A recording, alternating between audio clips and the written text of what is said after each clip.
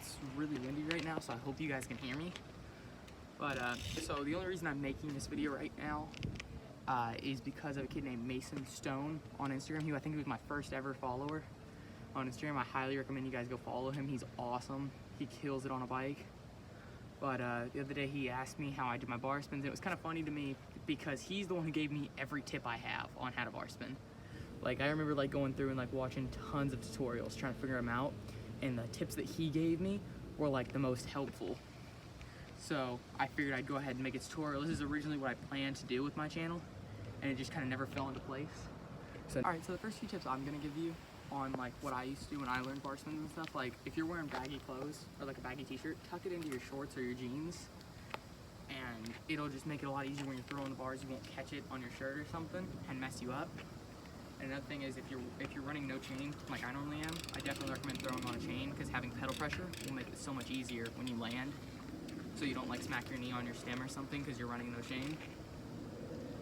And if you're wearing shorts, I recommend you put on jeans, because you will just destroy your leg right here when you're pinching your seat. It'll just be better to have jeans on, and then you can switch over shorts eventually when you get comfortable with them, and it'll make it a lot easier. So if you're planning on, you know, throwing the bars and learning bar spin and stuff, you have to fully commit to throwing the bars. Like if you jump up and you do like a late throw or something, you're gonna get stabbed in the chest and you're gonna go straight forwards, and it's not fun. So you really need to be like 100% committed before you throw the bars.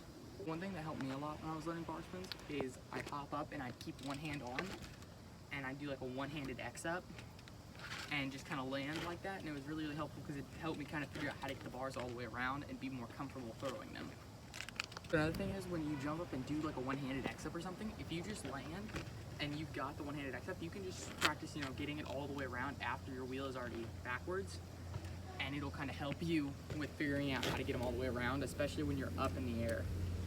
How you're gonna want to do it is you're gonna want to hop and you're gonna want to pinch your knees. And I also like to kind of put my feet when they're up like this. If you shove whichever foot is backwards, really, you can put it underneath your crank arm and kind of pinch your cranks, and that'll help a lot too. And if you raise your seat too, so that way you can kind of like feel when your knees are pinching. You don't really have to pinch your knees. You just need to get the motion to hold your bike up when you're in the air, but you don't really need a high seat for it. But like when I was learning bar spins and stuff, when it was all the way up, it'd make me feel better because I could feel the seat and I know I was pinched. You want to get on your bike and practice pickup bar spins a lot, because that'll also help you. Once you really like understand all the steps and you kind of understand it more and you're ready to do it, I definitely recommend you practice your hops before you just go ahead and like try and throw the bars, because if you know, really low hop and you think the bars are just going to go all the way around for you, it's not.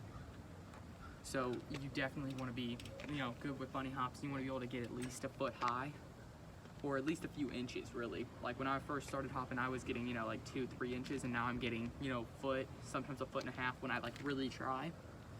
But I definitely recommend being able to hop very, very good if you're going to do this. So I'm going to assume you're learning this trick flat. Like for me, every single trick I've learned flat, and it's not the best thing ever to learn them all flat, because, you know, then you'll be scared to throw them off of certain things. But with bar spins, it's not really like that. If you can do one flat, you'll be fine doing it off of like a little ledge or over a hip. Like I said, you can practice the one-handed X-ups, which really helped me when I was learning it, just to get the bars around, which is really nice. And you also want to figure out whether you want to just get up and throw the bars, or if you want to bust the bars and hold them with your hand the entire time, kind of guide it. Because that's what I do. Personally, I like it better, because I'm able to keep, you know, I'm able to figure out where my bars are going, and they won't just go everywhere, because I've got my hand on them at all times. And it makes it a lot easier if you kind of just like get your hand down and you're ready to catch it. As with like throwing it and stuff, you're not really ready for where it's going to go, and if something goes wrong, you won't have your hand on the bar to be able to stop it. So I definitely recommend figuring out what you want to do, whether you kind of got all these little tips down and everything, and you kind of know what you want to do. You can definitely practice the one-handed X-ups, because those help a lot with just figuring out to throw the bars and land. So now that you kind of understand, you know, what to do and like all the little tips on like pinching your cranks in your seat and stuff, you want to go ahead and start practicing hops and stuff. And what I did when I started learning it was I would hop up and I'd pinch my seat and I'd hug my cranks and stuff, and I'd like take one-hander, or I'd try a quick no-hander or something, just to kind of get me the feel of letting my hands off the bars, because I was not a fan of letting my hands or feet off the bike at any time.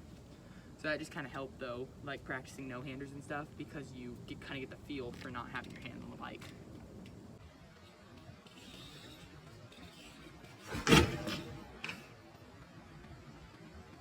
So if any of you guys have like a grass landing somewhere with like a little lip or a little jump that you've made or something with a grass landing, that's also like a great spot to start learning bar spins if you don't want to learn them flat, because landing in the grass will make you feel a lot better about throwing the bars and stuff if you wreck, which is what I did, was try and learn them in the grass, and it was a lot more helpful.